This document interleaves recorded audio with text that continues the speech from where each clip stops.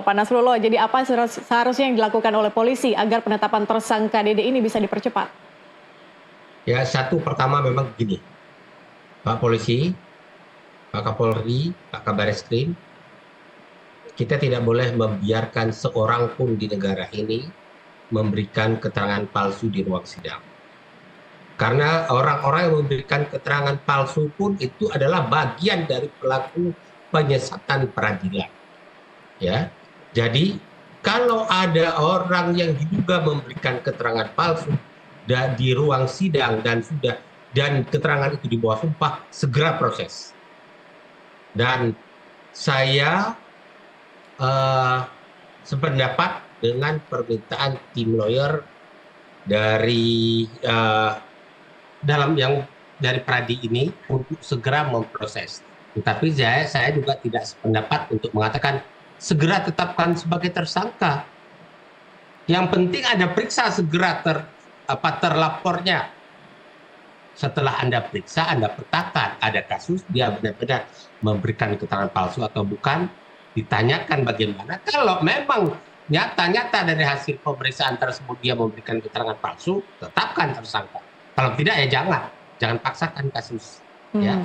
Nah, tapi saya sependapat untuk segera diperiksa. Kalau Anda berlama-lama, pihak kepolisian berlama-lama, Pak Kapolri tidak memberikan atensi untuk segera memeriksa terlapor yang diduga, ya sekali lagi, yang diduga memberikan keterangan palsu di depan sidang pengadilan di bawah sumpah, maka seolah-olah Pak Kapolri sedang membiarkan orang bersumpah palsu di ruang sidang dan tidak diproses.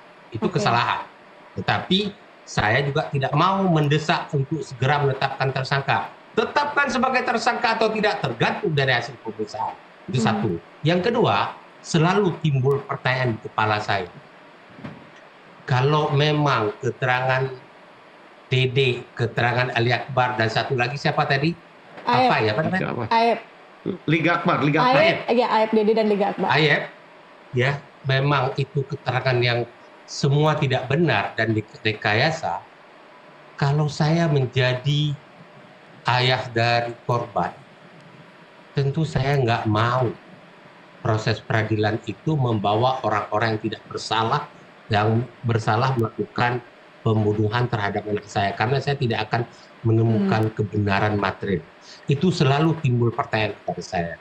Kalau untuk perkara orang, ya kita mungkin ada orang gelap mata untuk diberikan sesuatu, mungkin oke lah. Tapi anaknya sendiri, masa dia tidak ingin menemukan kebenaran material yang sebenarnya. Nah, bisa jadi begini. Awalnya bisa ini kan hanya rekayasa asumsi, belum tentu benar pikiran saya.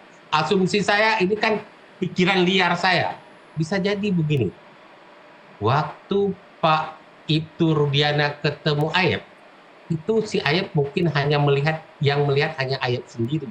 Yang lain tidak ada orang lain yang memberikan melihat keadaan itu. Tapi kemudian ini nggak cukup bukti ini kalau cuma satu. Direkayasa salah, dibangun, cari dua. Tapi kalau itu dilakukan oleh kepolisian, polisi seperti bodoh sekali. Kenapa saya bilang bodoh sekali?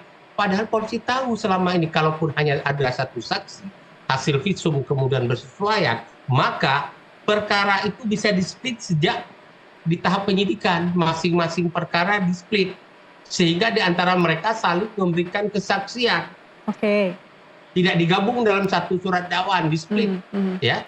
Dijadikan beberapa tersangka, mereka saling memberikan kesaksian antara satu dengan yang lain. Ya.